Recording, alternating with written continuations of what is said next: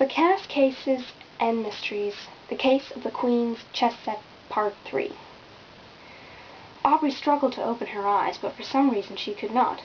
She felt a blindfold over them, but before she could say or do anything, it was wrenched from her face. When her eyes became adjusted to the light, she saw a man gloating over the map, the chest, and the paper with the key's location, all of which she had found. "Finally awake, are we?" he asked.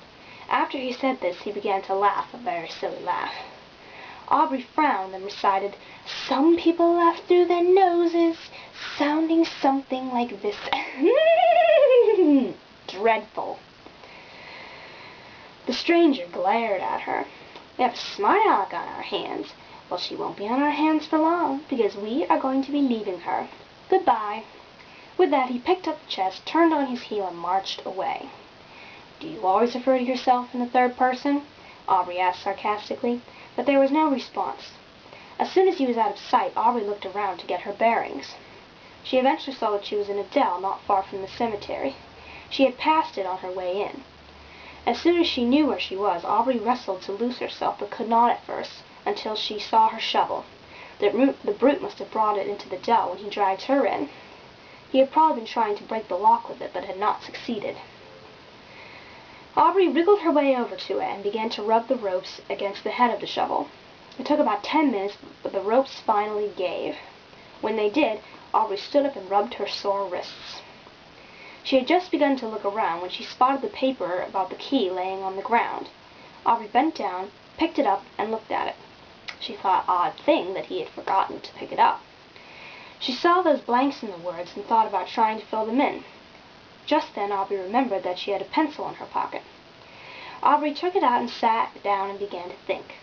She reread the last part of the note. "Long me Louis and me and it will rinse."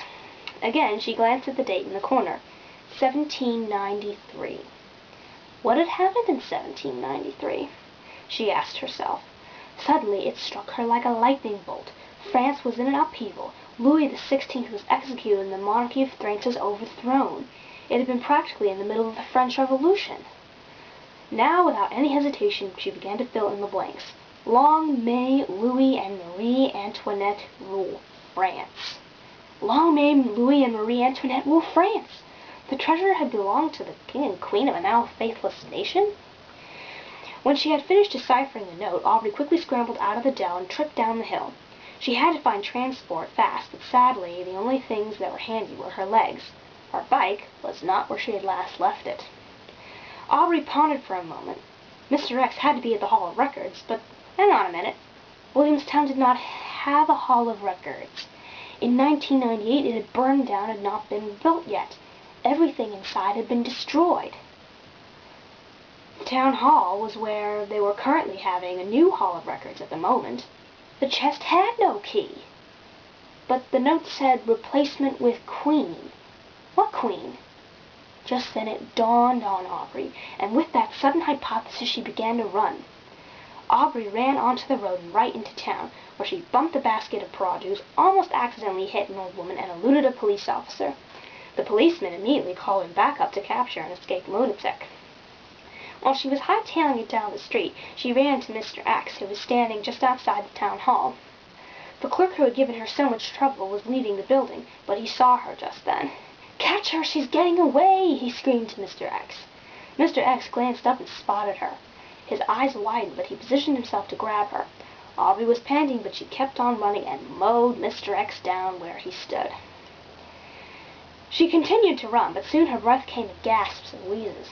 Aubrey felt her lungs tighten and a stitch begin in her side. She needed to stop for a breather, but where? Just then she saw a dog show going on in the town park. She darted in and plopped down behind a stand. She flung her head back and breathed hard. Aubrey had been sitting there for half a minute when she noticed that a veterinarian and an owner were both looking at her. She smiled, but before she could say anything, the police, Mr. X, and the clerk arrived. They started asking around while Aubrey crawled under the stage. She was on all fours and almost out when the cover was yanked aside and a police officer reached in and grabbed her ankle. Aubrey kicked and finally grabbed a dog whistle that was laying on the ground and blew it. All the dogs came running, and the policeman let go and ran for dear life. Aubrey broke away and sprinted as fast as she could. She was almost there. When she finally reached her house, Aubrey was reeling. She shouted at Katie to close the door and to lock it behind her, which her sister did. When she caught her breath, Aubrey darted over to the chess table and snatched up the Black Queen. She raced into the kitchen, picked up the butcher knife, and cut her head off. Inside was the chess replacement key. She stared at it for a moment, then ran and opened the door. Mr. X and the clerk tumbled in along with the police. "Officers, please arrest these men on charges of threats and assault and battery. I'll be most happy to bring a case against both of them in court. Also add kidnapping to that." The policemen looked at her dumbfounded for only a split second, but they handcuffed X and his partner anyway. Just then Mr. and Mrs. Cass returned home with the rest of the family. When everything was explained, the town was in a total state of confusion and rapture. When he was questioned, X confessed that he was a descendant of the murderer of St. George's Cemetery all those years ago, and that his family had changed their name from Brumaire to Blank in order to become American citizens and to avoid the penalty. His real name was Francois Brumaire. The clerk was his cousin, Louis Sanson. They had decided to work together to find the ancient treasure left behind by the last true King and Queen of France. The Williamstown Museum wanted the treasure for an exhibit, but when negotiations with the French were finally complete, they received only half of it. Less than. The chess table the Casses got to keep. The French ambassador identified it as Marie Antoinette's private chess set. She had had it shipped to America for safety with the key, note, and map inside. It had been kept by a prominent French-American family, but they all died in a fire. The chess table had been in the cellar of their house when it burned down, so it had survived. It was auctioned off to another family who kept it with them for generations. The latest generation had left it behind in that house when they had moved. But the table was not the only reward Aubrey was presented with. The French let her have the chess key and a thin gold chain to put it on. Then, a month later, Aubrey got an express package containing a frame of gold and jewels. Inside the frame, there was a picture of Marie Antoinette. The French said it had been painted for Louis Auguste, her devoted husband. When the Frenchies, as Aubrey's brother Mac called them, had finally stopped contacting them, Aubrey began to relax. She also began to wonder if she had opened a sort of Pandora's box of mysteries. That is my first real work of writing, not art. But I hope you all enjoyed it. I will definitely try to do more. And please subscribe and comment.